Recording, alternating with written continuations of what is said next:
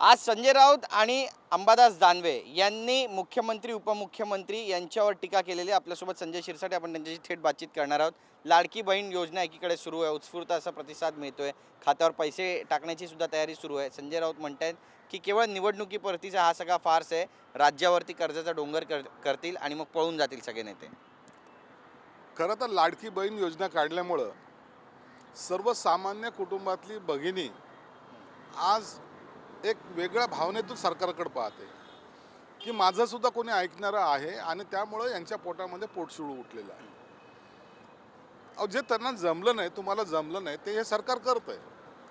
मग लाडकी बहीण योजना असेल, लाडकी भाऊ योजना असेल, वयोवृद्धांसाठी असेल, महिला भगिनींसाठी असेल, परंतु त्यांना जमलं नाही म्हणून हा त्यांनी आरोप प्रत्यारोप करतायत.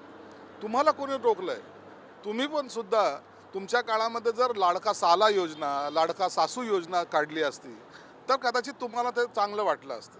कारण की याच्या पुढचं तुम्हाला दिसत नाही आहे. तुम्हाला माझं कुटुंब माझी जबाबदारी म्हणजे हम दो हमार दो इथपर्यंत तुम्ही जे काही मर्यादित होता, परंतु हे मुख्यमंत्री आता महाराष्ट्राच्या प्रत्येक बहिणीपर्यंत पोहोचत आहेत आणि मला वाटतं यासाठी कुठेही निधी कमी पडणार नाही. हा इलेक्शनचा फंडा नाही, हे कायमस्वरूपी असलेली योजना आहे आणि हे आता प्रत्येक सरकारला सुद्धा चालवावे लागेल अशा पद्धतीचे याची मांडणी केलेली आहे. 2 महिने केवळ त्यांना मिळतील आणि यानंतर मग महिलांची फसवणूक होईल आणि माजी मुख्यमंत्री उद्धव ठाकरे यांनाच या बहिणींची काळजी घ्यावी लागेल असं म्हणतात. मुख्यमंत्री एकनाथ शिंदे, उपमुख्यमंत्री देवेंद्र फडणवीस, अजितदादा पवार यांच्यावर टीका केली आहे. काय नाही, यांचं सरकार येणारच नाही ना, चिंता का करता? पुढचं सरकार हे महायुतीचंच असणार आहे आणि ते महायुतीचंच ही योजना राबवली जाणार आहे, म्हणून यांनी काळजी करायचं काम नाही आहे.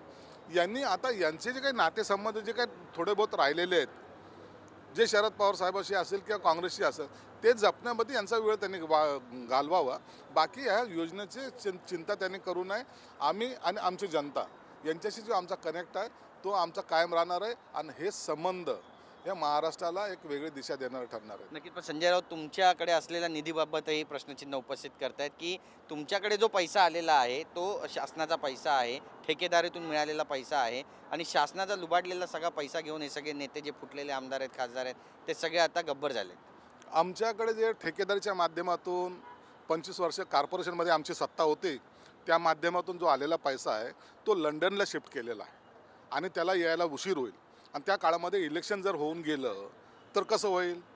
म्हणून तो आमचा जो पैसा जो आहे ना लंडनच्या बँकेमध्ये तिकडच्या सगळा ठेवीदार तिथं ठेवलेला सर्व तो आणायला थोडा उशीर होतो आहे. यासाठी आम्हाला लवकरच संजय राऊत यांची नियुक्ती तो पैसा आणण्यासाठी करायची. नक्कीच. दिल्लीतून गुंड पाठवले जातात महाराष्ट्रामध्ये आणि गुंडगिरी माजवली जाते. महाराष्ट्रात सध्या जे काही राजकारण सुरू आहे, कायदा सुव्यवस्थेचा प्रश्न निर्माण झाला, त्यावर त्यांनी भाष्य केलं. दिल्लीतून गुंड नाही, या महाराष्ट्रामध्ये एक वेगळी संस्कृती आहे. आम्हाला गुंडाची आणून आयात करून दादागिरी करायची काही गरज नाही. आम्ही इथलच्याच गुंडाचा बिमोड करण्याचा आमचं पण आहे. म्हणून या महाराष्ट्रामध्ये कुणाचीही गुंडगिरी चालणार नाही. पण त्यांनी तर तुलना केली, जसं दाऊदची टोळी चालते, टायगर मेमन, इक्बाल हे सगळे दुबईतून ऑपरेट होतात असं बोललं जातं. त्याच पद्धतीनं दिल्लीतून ह्या सगळ्या टोळ्या ऑपरेट केल्या जातात आणि मुंबईमध्ये गुंड पाठवले जातात आणि महाराष्ट्रामध्ये गुंड पाठवले जातात अशी टीका करतात. असा कोणताही प्रकार याच्या कल्पनाशक्तीच्या स्वप्नात पाहिलेले हे स्वप्न आहे त्यांनी आणि म्हणून असे कोणते गुंड बिंड हे आमच्या महाराष्ट्रात यायची हिंमतही करत नाहीत आणि महाराष्ट्रामध्ये गुंडाला थाराही नाही. असलेल्या महाराष्ट्रातले जे काही यांच्यासारखे यांनी पाळलेले गुंड आहेत ना, त्याचा बंदोबस्त करण्यासाठी आमची पोलीस यंत्रणा सक्षम आहे आणि तो बंदोबस्तसुद्धा केला जाईल. गुंडगिरी नव्हे तर या ठिकाणी सर्वसामान्याचं सरकार हा आमचा जो काही संकल्प आहे तो आम्ही पूर्ण करणार आहोत. नक्कीच. पण पुण्यामध्ये पण बैठका घेणार आहेत, सभा होणार आहेत आणि त्या ठिकाणी सुद्धा तुमचा आम्ही व्यवस्थित बंदोबस्त करू अशी भाषा वापरली जाते. याला उत्तर कसं देणार? हां, पुण्याला काय बैठक घेणार आहे, काय महाराष्ट्रव्यापी मेळावा आणि गदारांचा कडेलोट करणार आहेत. अरे स्वतःला काय छत्रपती समजतात काय? एक छत्रपती होऊन गेलेत, त्यांची बरोबरी करायची, त्यांच्या पायाजवळ बसण्याची सुद्धा तुमची लायकी नाही आहे. म्हणून असे वक्तव्य करू नका, स्वतःला छत्रपती समजू नका. छत्रपतीचे वारस आम्ही आहोत, म्हणून कडेलोट कुणाचा कसा करायचा आहे ते आम्ही आदर्श छत्रपतीकडून घेतलेला आहे. आमच्याकडे जी मशाल आहे त्याने दिल्लीच्या बुडाखाली आग लावली आहे आणि धनुष्यबाण हे चोरांच्या हातात गेलं आहे अशी टीका करताय. काय यांना आता पर्याय नाही, बोलण्याशिवाय पर्याय नाही. यांना महाराष्ट्राच्या हिताचे प्रश्न समजत नाहीत. आलेले कुठं पाण्यामुळं झालेली जी काही लोकांचं हाल झालेले आहेत ते पाहायला म्हणजे त्यांच्याकडे लक्ष नाही आहे, पूर परिस्थितीकडे लक्ष नाही आहे, शेतकऱ्याकडे लक्ष नाही आहे, कामगाराकडे लक्ष नाही आहे आणि जे काही आता आरक्षणाचा संदर्भ चालू आहे त्यांच्याकडे लक्ष नाही. यांचं लक्ष फक्त आणि फक्त सत्तेकडे आहे. म्हणून हे सर्वसामान्य माणसाला विसरलेले लोक आता यांना विसरायला लागले, म्हणून असे हे बेताल वक्तव्य करतायत आणि लोकसुद्धा यांना यांची जागा दाखवतील. याने कुणाच्या बुडाखाली काय जळतंय यापेक्षा तुमच्या बुडाखाली लागलेली आग हे विजवायला कदाचित आम्हालाच यावं लागेल. नक्कीच एक महत्त्वाचं विधान तुम्ही या ठिकाणी करताय. अंबादास दानवेंनी सुद्धा आज बरीच टीका केलेली आहे. सिल्लोडमध्ये लाडकी बहीण योजनेचा शुभारंभ होतोय, त्या ठिकाणी मुख्यमंत्री पण जाणार आहेत अशी माहिती मिळते. पण जी जागा घेतली आहे ती एका महिलेची आहे असा आरोप त्यांनी केलेला आहे आणि ही जागा बळकावलेली आहे. सुप्रिया सुळेंवर ज्या पद्धतीच्या भाषेचा वापर केला सत्तारांनी ते पण सांगितलं जाते. त्यासोबतच बजरंगबली हनुमानाचा ज्या पद्धतीनं शिवीगाळ करून उल्लेख करण्यात आला त्यावर सुद्धा त्यांनी टीका केली आहे.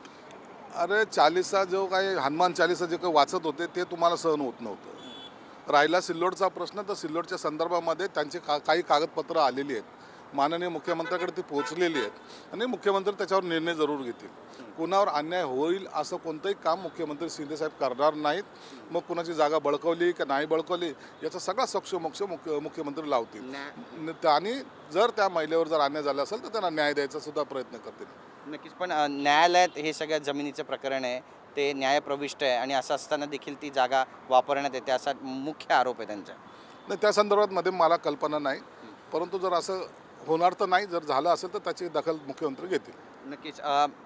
पदक मिळतात ऑलिम्पिकमध्ये आणि अंबादास दानवेंनी त्यावरही टीका केलेली आहे. ज्या तरुणाला पदक मिळालेलं आहे कांस्य पदक, तर त्याला त्या ठिकाणी चांगलं साहित्याची मागणी करण्यात आली होती, पण त्याचं कौतुक करण्यात येते, साहित्य मात्र त्याला दिलं नाही अशी टीका केली आहे. त्याला साहित्य नाही, त्यांना आणखीन ते झोपेतच आहेत. ज्यांनी ते पदक मिळवलं त्यांनी सरकारतर्फे 1 कोटी रुपयाची मदत त्यांना देता होता. आपण पुढं भविष्यामध्ये सुद्धा त्यांनी चांगलं खेळावं ही अपेक्षा आहे. आम्ही क्रिकेटरला 12 कोटी रुपयाची मदत दिली. आता ह्यांना ज्यांनी मेडल मिळवलं त्याला 1 कोटी रुपये सरकारने दिलेले आहेत. म्हणून सरकार प्रत्येक खेळाडूची काळजी घेते.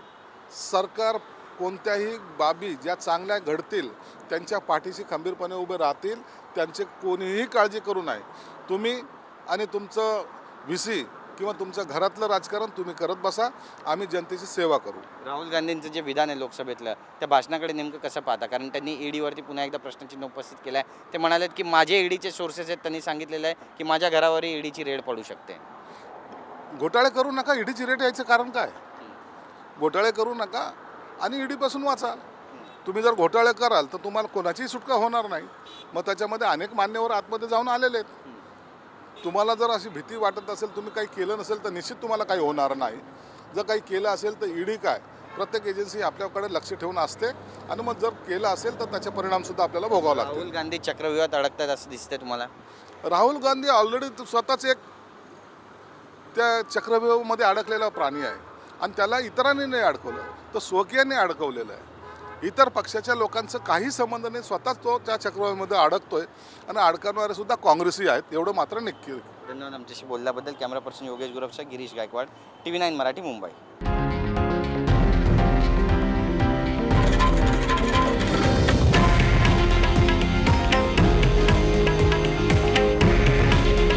हे आहे देशातील नंबर 1 न्यूज नेटवर्क आणि आपण पाहत आहात TV9 मराठी. काळजी तुमची, हित महाराष्ट्राचं.